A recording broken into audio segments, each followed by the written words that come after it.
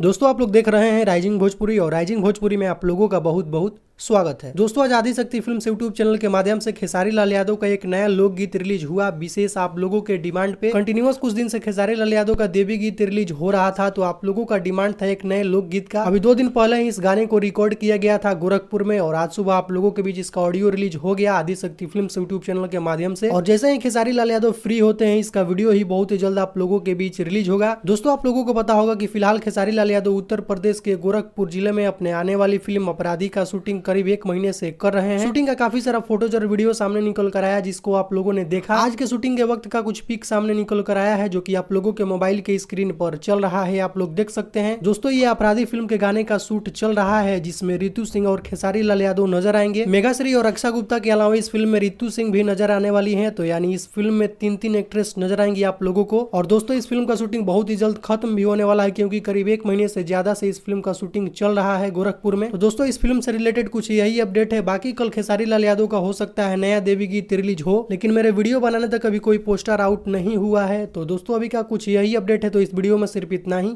Video पसंद आया हो तो वीडियो को लाइक कीजिए, चैनल बनाया है तो चैनल को सब्सक्राइब करके बेल आइकन को प्रेस करके नोटिफिकेशन को ऑल कर लें। तो मिलते हैं एक नए वीडियो में। Thank you so much.